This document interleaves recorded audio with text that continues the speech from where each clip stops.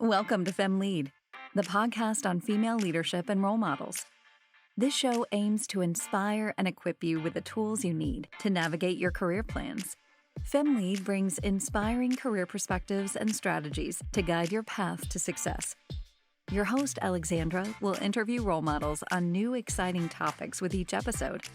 If you like what you hear, give us a review and subscribe to the show on your preferred streaming platform. Enjoy.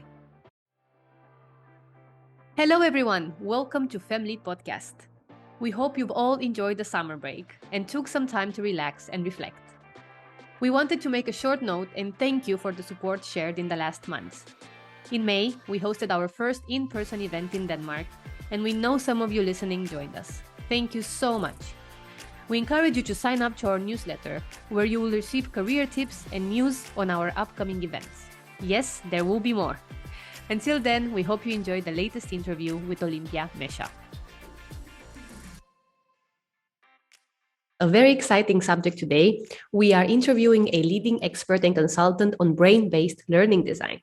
She is the president of Instructional Design, a company behind hundreds of successful corporate and educational programs, both online and in person, delivered in a variety of different languages. In addition to consulting with Fortune 500 organizations on learning projects, she is also the founder of Book2Courses online school, whose main goal is to consult authors on how to transform a non-fictional book into online academies or apps. She is also the author of How People Learn book, and today we will discuss about instructional design and how do people learn. Today, we welcome Olimpia Mesa to Femme Lead Podcast. It's really a fun and engaging interview that we are planning to do. So without further ado, let's say hello to Olimpia. Olimpia, it's really a pleasure to have you here today. Welcome to Femme Lead Podcast. How are you today? Hello, Alexandra. It's beautiful. It's a beautiful morning in here. I'm in the mountains in Romania, and we have a sunny day, which does not happen every day. So I'm great. It means you started your day quite well. I was just saying that we hear each other quite early in the morning, and that's really it's not necessarily normal for me. So I'm very excited to be starting the day with this interview. I hope you're excited. I'm super excited to tell the world more about you and have this interview. Should we deep dive? Yes, let's do that. Perfect. So tell us, Olimpia, what does it mean to work with learning design systems? You are an instructional designer. What does it actually mean? Well, usually when we hire instructional designers, we'll let them call themselves like that. But in term of a year, probably, we try to work with them in such a way that they talk about themselves as learning designers, because there is a difference. When we say instructional designer, it's a word, or let's say a phrase that started probably during World War II, when different people from different domains like psychology, cognitive psychology, came together to design the instructions of how the militaries will be trained in the United States. So when they land in Europe, they do not die immediately. I know this sounds like a joke. No, I'm not joking at all. So this is a serious matter. And for them to be well trained so that in a few seconds they can do the best they can, the training was very important. So I think this is in two phrases, the history of what instructional design means. It means designing training for people in such an effective way. Like, let's think about driving. You probably have a driving license, or if not, maybe you can drive a bike. So to be able to do that, you need to have specific skills. And to have those specific skills, you need somebody to tell you or to help you learn them, especially for a driving license. So this is how we think of instructional design. Then in time, through learning how people actually learn, because we are not machines, and it's not all about skills, it's also about motivation. So why would you have a driving license, for example? Why would you do that? Why would you go through this struggle? So going deeper into understanding how people actually motivate themselves to become different people, to have different abilities and maybe skills or habits, because sometimes it's so hard to change a habit and become a different person. So going deeper, we understand that it's not about designing instructions for people to learn new things. It's also about understanding how learning happens within us. And this being my passion, I think the entire company now is focused on growing learning designers, not instructional designers, because we go deeper than this. It means when we design learning, we think long term, and we look also back into observing carefully what would motivate people to jump into new learning, because it's not easy. I didn't know half of what you just explained, and I'm super happy that we're discussing this subject, because during my role, I also work with instructional design and learning design, and I didn't know about the difference and what exactly it means to look at learning as, a learning and development path that is super important for most companies. So I'm super happy that we covered that. And my follow-up question is maybe a bit related to you. How did you get into this topic? Well, I think at the beginning I started, as people usually do, in a corporate environment. I mean, in this area of learning and development in a corporate company. It was many years ago in Hewlett-Packard, HP, if you remember this brand. It was a huge opportunity for me because I was very young, 22 years old only. And in time, I realized doing trainings there and taking care of people in terms of their development, but also I had a part where I was taking care of financial reports and stuff like that, and two totally different things. So I realized which one is better for me. And one day, even one of my mentors looked me in the eyes and said to me, I think this is something for you, so you should maybe think about it carefully. And I gave up the job. I said, okay, I'm leaving without having anything else on the map. And I left into a training, learning and development company. And I became a trainer and consultant. And then after getting pregnant and having my son and moving into the mountains so that I can raise him here with a better, let's say, lifestyle, and where well-being of a child would be better, we decided to move here. I realized I cannot do my consulting business from here. So I had to do something else, because traveling a lot and facilitating trainings was not an option. And and then this very heavy, not so happy part comes, where you can imagine a breastfeeding mother or woman crying because of the hormones overload, and thinking about what am I going to do. And through these tears and everything, I was Googling, what am I going to do? What am I going to do? I'm in this city. And I found this word combination, instructional design. And this is how everything started. So that's when I created the company. Wow. That's really impressive. Congratulations to you for having maybe even tenacity to, even though you saw it's or you felt it was a difficult situation to be in, especially without knowing much about the specific subject matter expertise that you are now focusing on. You really took a step forward and said there needs to be something, and I'm going to find it and I'm going to do it. And that's really amazing. I agree with you. So I still congratulate myself. So even when I tell the story, it's like, I'm making it beautiful, but it was hard. So imagine this tears with your face totally changed, like when children cry. So I'm not hiding that anymore, because I know women go through that. And we have this kind of decision that we need to make in our lives. Of course, I'm happy about deciding to having a child or moving and making this decision for his sake. But at the same time, we need to carefully think, or maybe sit and think what is well-being for us as mothers, because everything we bring into the house, into the home place, when holding the child, is also about their development, and there is no need to have huge sacrifices. We can do something so that everyone is okay.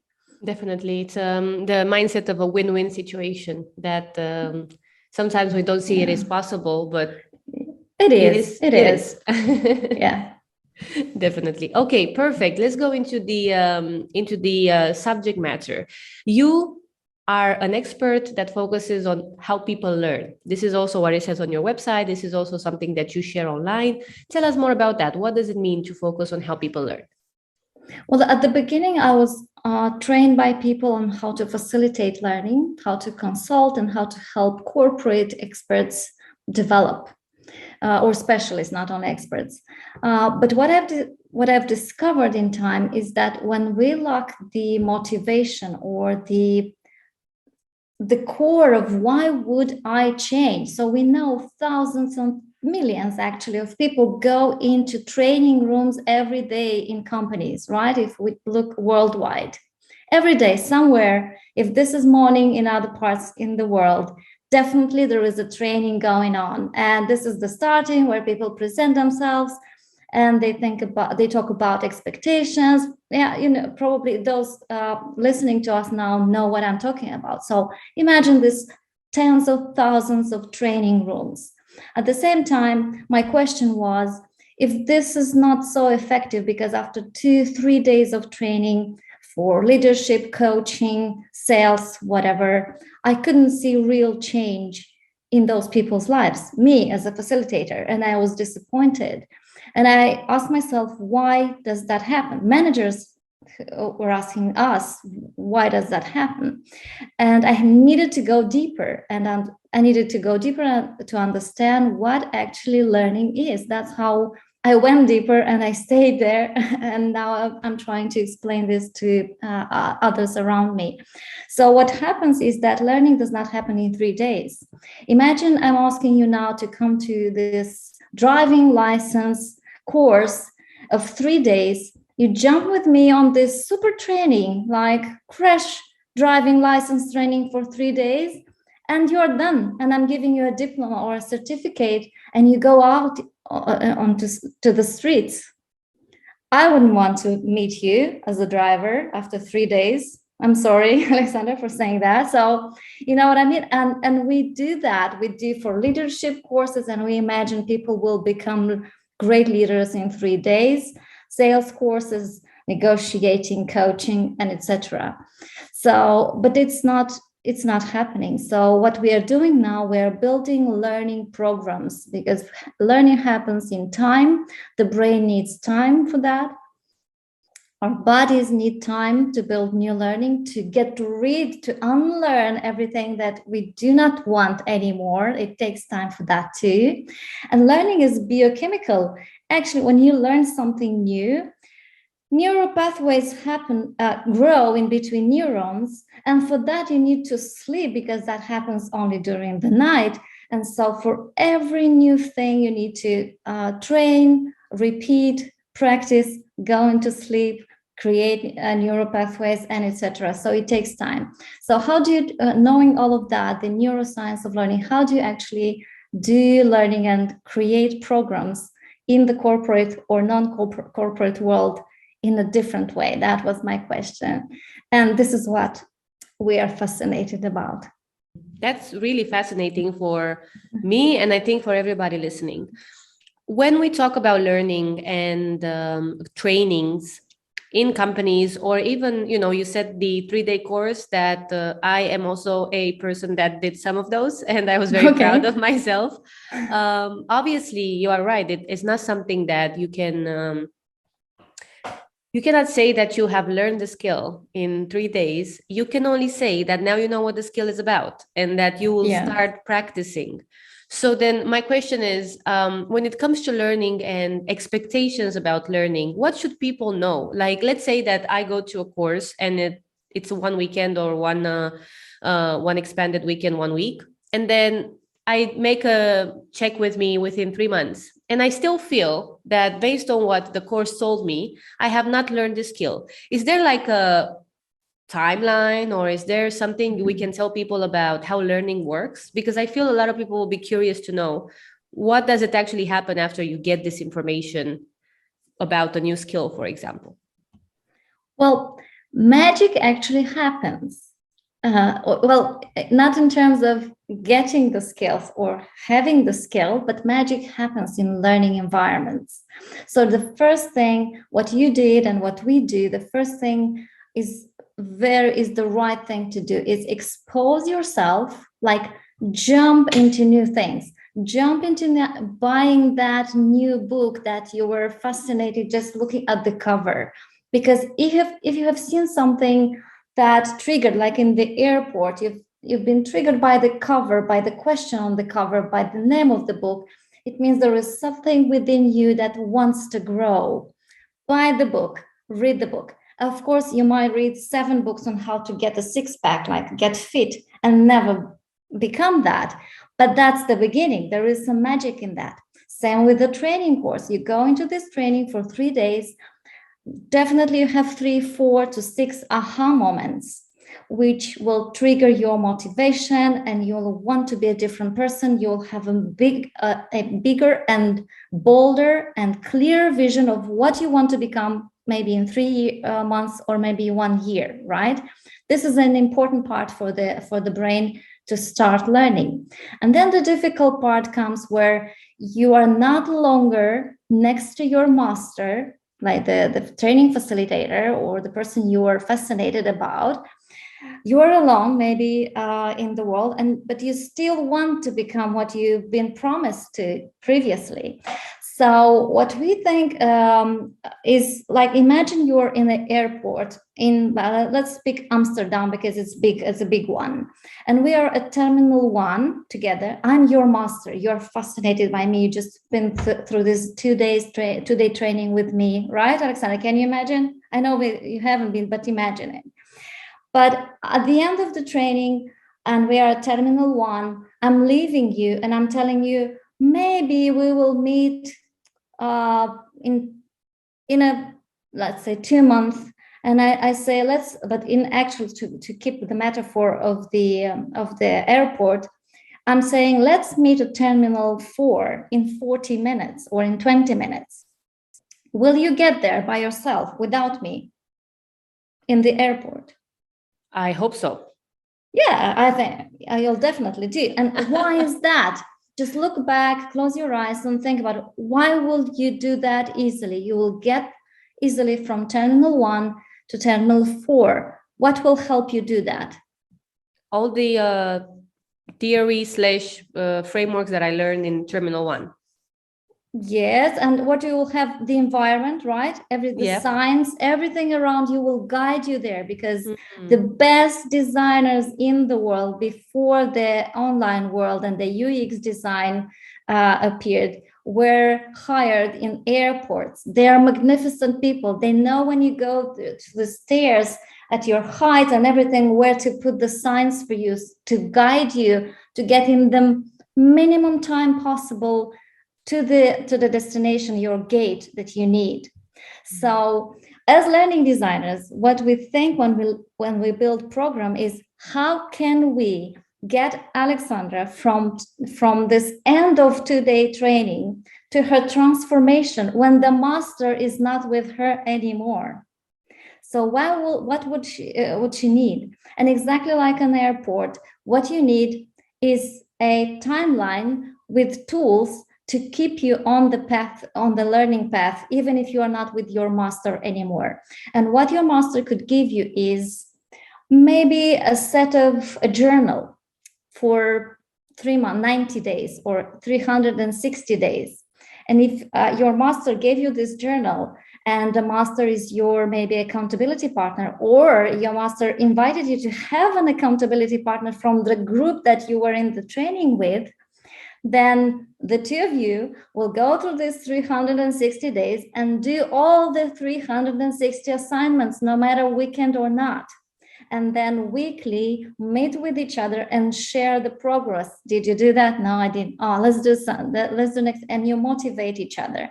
That's one thing you can do. So you see the airport metaphor goes into how you become better at this. So what we need then is consistently practice. And for that, there are different tools the brain needs to be that. Accountability partners, journaling your progress, maybe an app with reminders and tasks you could do every day. Even if you skip it on Wednesday, it doesn't matter as long as you keep it for 6 months. One Wednesday won't make the difference. So you skip this one because you had a party, you cannot do it today, so you didn't read your thing or didn't practice. It's okay. There is a 6-month period where you can recover and actually build the skills that you needed, you see. So this is what we think as learning paths and what we actually need beyond the training where we had the aha moment. Mm-hmm.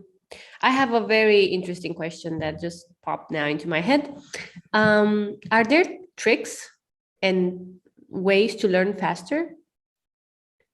Well, it depends on the skills, abilities that you want to learn. For some of them, there are tricks. For some of them, it will still take you time to go through practice. So it depends. So if it is a soft skill, like maybe you want to be better at, let's say, learning design, what that is. So it will take you some practice, but also there's a lot of reading to do. So because you need to understand, go back to people who already discovered things. You don't need to rediscover them. Like, we don't need every year a new Leonardo da Vinci. We already have one. So we go there and we see what the master already discovered. So there are books to read. And I asked my learning designers, are you ready to go through that? Like in the first 6 months, you'll probably need to read 10 books on learning design to just get what previously was discovered, and then move into also slowly moving into practice. So it depends on the skill. If it's a very practical one, then it's practicing like for fitness every day, small bits. If it is about a soft skill, then you need both aha moments, reading, research, and some practice. Like if you want to become a leader, we also think in terms of, are you also a follower? Do you know what it means to be a follower before you are followed by others? And we build this path on that. We do exercises. Whom are you following? Why are you following these people? What following a leader means for you? And then you look at yourself and you, as a leader, and you say, whom is following you, and why do these people come to you? For what kind of help do you always provide? What kind of guidance? How many people? Who's your tribe? And it depends. It always depends on the. Sometimes it's not only skills; it's competencies. And the difference between competencies and skills is competencies is a set of behaviors and skills. So once you have like emotional intelligence, people say, emotional intelligence. It's not just, it's 2 words, but it is a complex competence. For that, you need a set of many other skills like listening, empathizing, it's asking questions. And once you have them all, you can say you have the competence emotional intelligence. Yeah, that's a very good example. And I think you clarified now for many people, what does it mean to look at a learning progress and be dissatisfied versus satisfied with the results? Because like you gave the example in the beginning about taking a 3-day course, or let's say a month course, and then within 6 other months, you're like, I don't feel a change, or the opposite. I feel like now I really know the skill. So why isn't it working? Why don't I go to a meeting and I know exactly how to organize a project? Well, because project management is not necessarily something that you put on paper from A to B and it will immediately work like that. It's a competence. So you need to have a couple of skills in order to be able to manage that setup that you're put into. So it's super interesting. I'm very happy that we are discussing this. I still remember, by the way, my project management, my first project management training in Hewlett-Packard was like the brilliant one, so well organized, so good, 2 days. But I think I've really mastered the skill only after working for probably 7 years Wow, and doing project management with my team within my own company, and being able to decide which app is best. Maybe I should change this one, or with this one, a new one is on the market. I think I'll choose this one. You see the difference between just what is project, and then being able to decide which app is better for your kind of project management. It's a huge growth in actually having this competence. Definitely. Yeah. And a very good example of how long it takes also to master a skill that you believe it's important for your development. I want to talk a little bit about subject matter expertise, because something that you do is also helping others build subject matter expertise through learning design. And I wonder, how do you think people can build subject matter expertise? How can we build subject matter expertise if we're interested in a specific topic that we want to become experts in? Is there a process or some steps to building that? Well, even if the name of it is subject matter expertise, it means you're an expert in a subject. You are not actually mastering the subject. The truth is, you're masterful in a very practical way.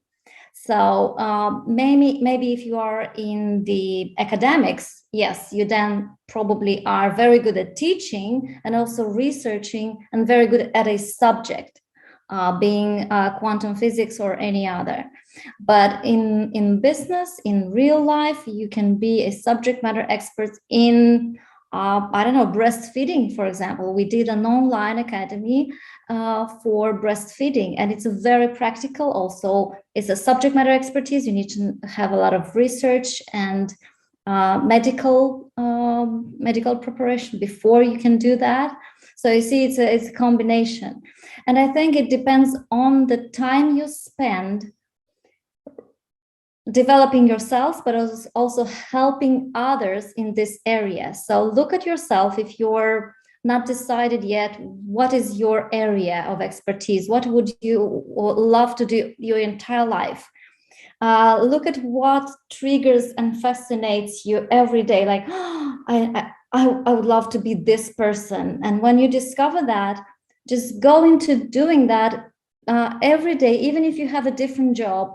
Keep doing that in the evenings, during the weekends, helping friends, maybe opening a small business in doing that particular thing. And in time, through practicing and reading, and when I say reading, it could be an app using something, going through that and doing the research, not the practical side. When you're in your bed in the weekend and you scroll through something. It could be TikTok or maybe Instagram, but it's about motivating others. It's not just fashion, because that's not your area. So being in that area all the time builds up in your brain all the necessary neural pathways that you need to become the expert. Every day, minute by minute, you acquire those 10,000 hours you need to become an expert. So that's why people say, yeah, this is how many hours you need. And there's a book, Mastery, I don't remember the name, oh my God, of the author, that teaches you why 10,000 hours to become an expert, what mastery actually is. And you will feel it. Because the moment I had my 10,000 hours, I felt this, not actual hours because I did not count them, but approximately, you feel this like you can navigate a boat on in the sea, no matter what weather comes your way. You're maybe alone or with a team on a boat. You are not scared because no matter what comes up, you know that you will handle that because you have all the resources, or you'll find the resources.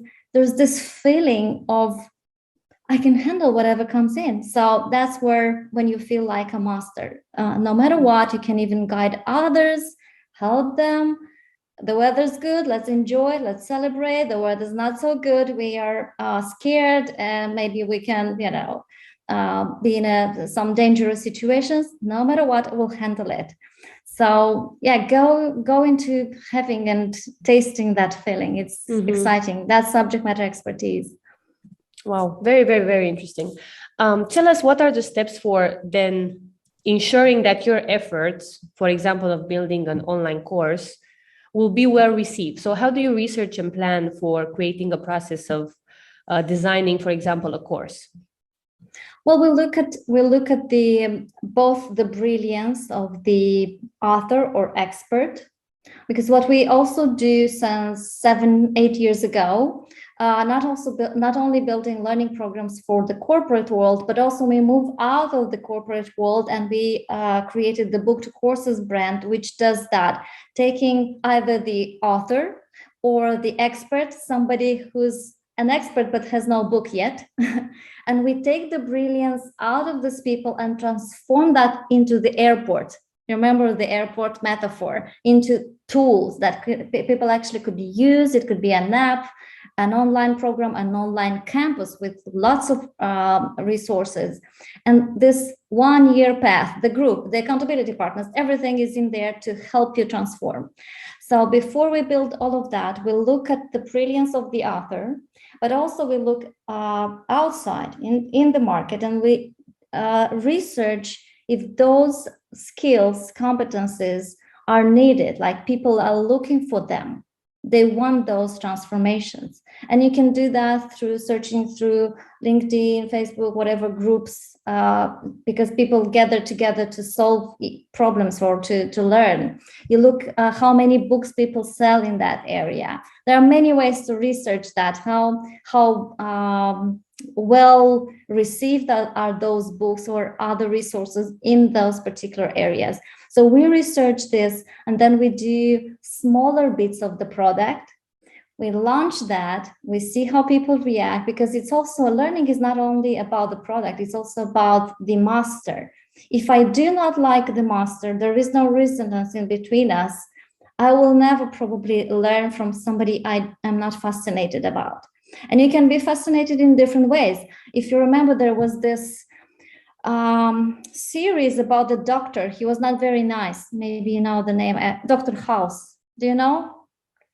He was not very nice. He was not a very nice guy, right? But people wanted to learn from him, because the brain and the humans can build trust, not only through, because people are beautiful, people are, brilliant, or people are kind. Sometimes we are fascinated by people who are so brilliant and we want to be brilliant like them. We do not care how kind they are to us, you see? So we knowing all of that about the human brain, when we test the product, we'll look into what will be successful for this particular expert. How should we proceed? And after we test this only, we build a bigger product. I want to ask you, Olimpia, to give me a few more minutes of your time to talk a little bit about your career path. And with that, we're gonna go towards the end of the interview. But I'm very curious to know if there is a difference in how you perceive your career path after starting your business, which was, as I understood, around 7 years ago. Yeah, well, now looking back, I'm not talking in terms of career anymore. So I don't know why.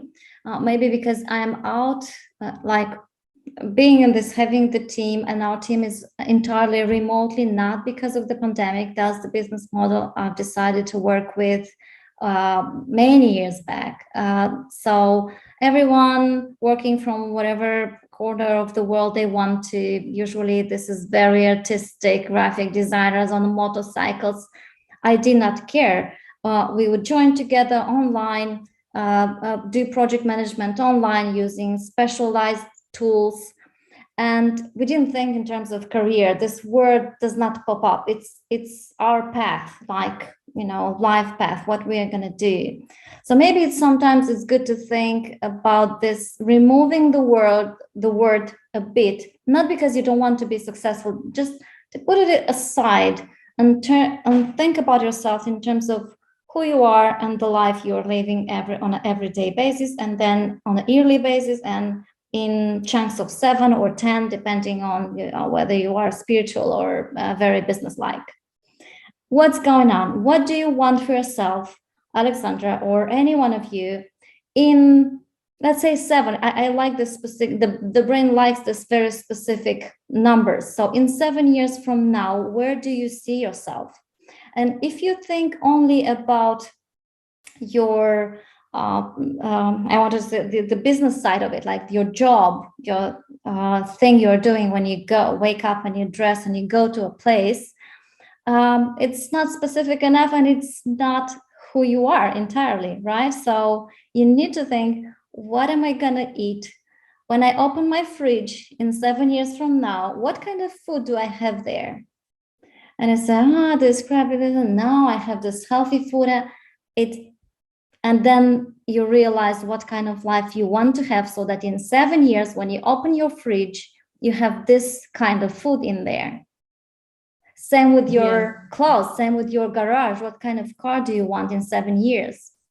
And then when you have this and you are happy with the feeling in your body, you know what kind of work you want to do, or open the office door. What's the office, how the office looks like. Is it yours? Are you an employee? We're talking about visualization and kind of visualizing where your life will take you and how it would look in with specific details, for you to also give your brain the opportunity to know that this is what they should aim, like it should aim for, the body and the soul should aim for.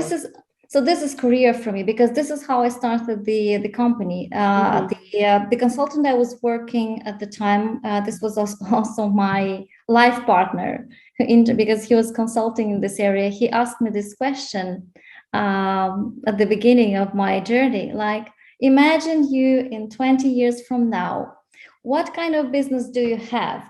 Are you a CEO with 200 learning designers and other people in a building like this? And he described it nicely, with people who clean the offices, and you go as a CEO to this office, or do you want this and this? And I chose the second one, and I am on the second path still. There were some moments when I was thinking, maybe I should open this hub with hire people, and then no, but I do not want to do the job of a CEO. I want to be the creative learning designer who's leading other creative designers in these creative projects. And I want to work from home, travel, raise my kid, and do this. And it is not an easy decision to make, because both paths are very attractive. Yeah. And I want to wrap up our interview by asking you if you have one piece of advice that was really a stepping stone or a key moment for you in your development, no matter if it was life development or career development, however you wanna look at it. Well, I think two things are the best. I think are best advice for where for me, and maybe there for you, is one: know yourself. Once you stay enough, you go through whatever you need to go. Spiritual discovery, business discovery, trainings, books, everything you can read or do to help learn about yourself. Tests, like Jordan Peterson offers this self-authoring tool, which is like an app, and you go there and you look back at your entire life and you journal to do your self-therapy, and then you look forward and you write down. It's like an entire book. I wrote 15,000 words on this app. Maybe you know Jordan Peterson. He writes beautifully on like in psychology field, but it was a very good exercise. And I did that in my 40s, because I'm now in my 40s, but he does that with his students in Canada. And I believe, wow, if I could, I was like thinking, if I could have done this like in my 20s, not in my 40s, but it's never too late. So first thing, know yourself, and use whatever tools you can find online or your maybe mentors give you. And the second one I already mentioned expose yourself to new experiences so that you have the chance to know what's your brilliance, what are your gifts, what are your talents. Because knowing the human body, we know that 50% is genetic gifts and 50% is nurtured. So if you, Alexander, or if you, any one of you listening now, you were born to change the world in a very artistic way, even if it's a business, but an artistic business. But maybe your parents, your teachers influenced you to become a doctor.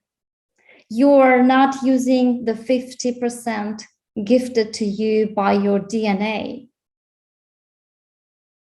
And this is why I'm also consulting in the education field, where I am totally passionate into changing the way we do education so that children have the chance, through all the experiences they go through, to find out what's their 50% gifts they get genetically from their ancestors. And then how do we nurture that, plus other skills, a bit of math, a bit of history, and etc., so that they become where they were meant to be. Mm-hmm. That's easier. So that's why sometimes we have around like this perfect, brilliant gymnast, or, you know, and in many cases, this is because somebody very early on, because you can discover that from 8 years old up, discovered their natural 50% gifts. So expose yourself. If your parents didn't do that, education, universities did not give you the chance. Maybe the corporate world now gives you the chance to go through different courses and trainings. Yeah. Even if it's not your field, say yes, go there and see how you feel about it, how enthusiastic and fascinated you are about it, and ask yourself why. Why this bit? Why only this module? Maybe you'll be fascinated just by your master, how the master was dressed, how the master smells, and then go deeper and research that. So these were two things that I've learned from some of my mentors, and are still very useful. That's very interesting, and also very genuine, because obviously it's based on your experience, and you had a lot of you had time to reflect. And because you've mentioned knowing yourself as the first piece of advice is something that takes time. So it's not immediate, yes. Right? So obviously when you say that, and some people are like, well, I think I know myself pretty well, there's always another layer to unfold and figure out more about yourself. So definitely it's a journey. And I'm super, super happy that we got to talk, because I think everyone should go and check Olimpia's website that we have in the podcast description, and really figure out more about what you are doing every day, because it's really inspiring. We met on LinkedIn, and this is how we connected. And I feel like people should go and follow your journey, because it's super interesting. I want to go now to the final 5 fire questions. So these are 5 questions for Olimpia that she will answer shortly, and giving everybody the opportunity to go and check more information about it. What is one book that you think everyone should read? Well, I think there is usually when people answer this question, I'll give you an answer that will be useful, I promise, but I won't give you a name of the book. It's because when we say the name of the book, it's about the person advising and telling. If I say you the book, it's about me. Definitely. So, and those who are listening to us, they're not interested in me. They should be interested in themselves. So the question is, if you go now into a library and you open, the shelf, and you open the door, you go look at the shelves, what's the number one book that triggers your attention? And if you have no idea why, then this is a very good day to spend on thinking why. That's a very good exercise. Yeah, definitely. Okay, let's go to the next question. The best piece of advice you have ever received? Well, is this I already mentioned? Expose yourself to new books, new people, even if at the beginning it's like, it might be just your brain being, reluctant to change. Go there.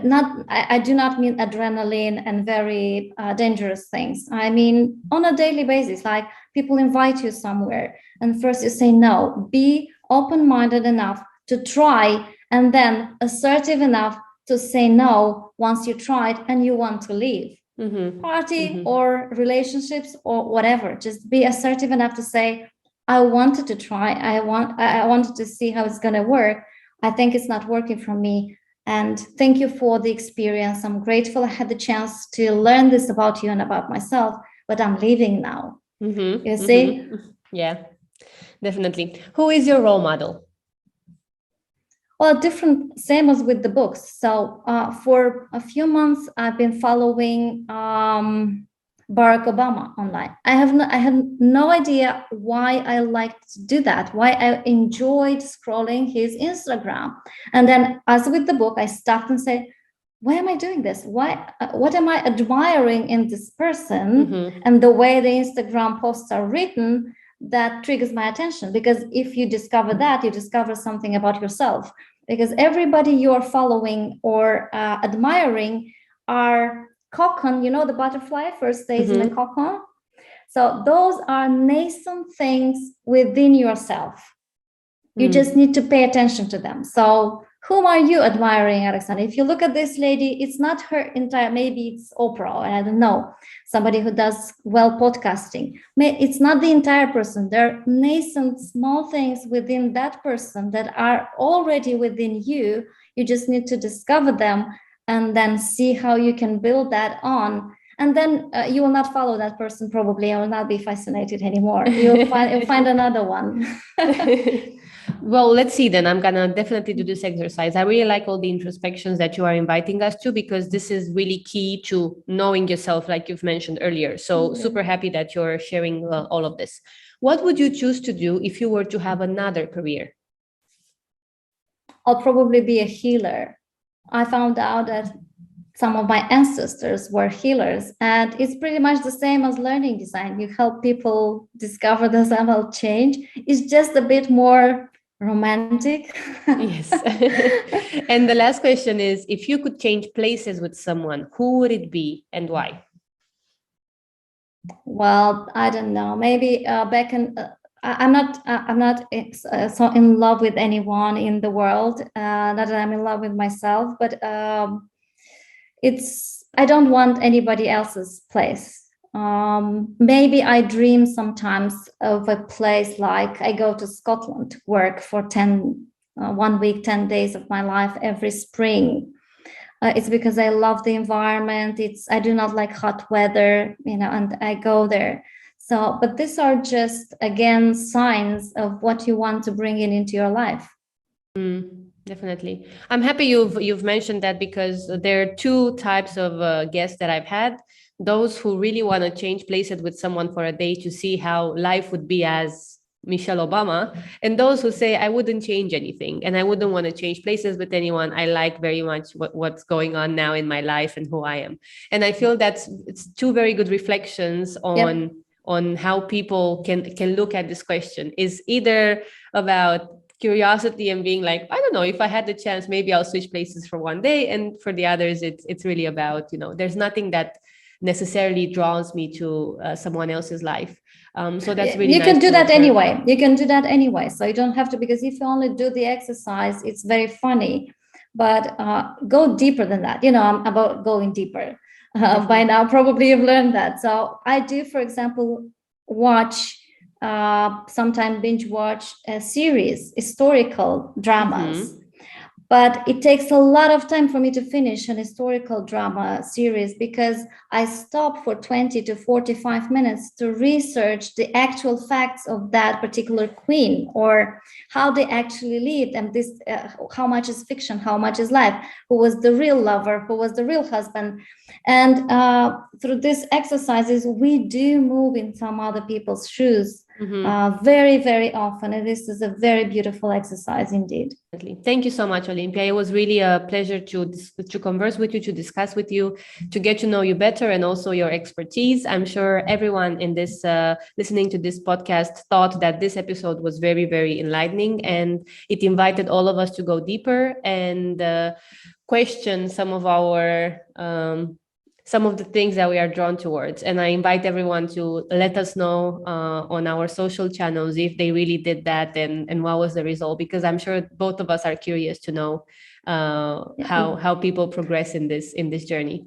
And thank you, Alexandra. As I said when we met, why I accepted your invitation is because I think those people who are doing this podcasting as you do, they give us a chance, and they invite us into being fascinated. They give us fascination vitamins on a daily or weekly or monthly basis. So you're one of those masters who are doing that.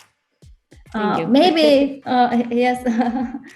And I hope you can do that for more time. And when the time comes, move to the next level, do some, I don't know, opera things. Definitely. That's on the vision board. So thank you.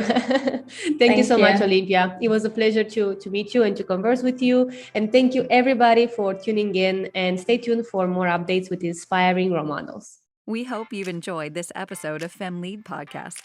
Share the news with your friends and follow us on social media at Femme Lead Podcast everywhere.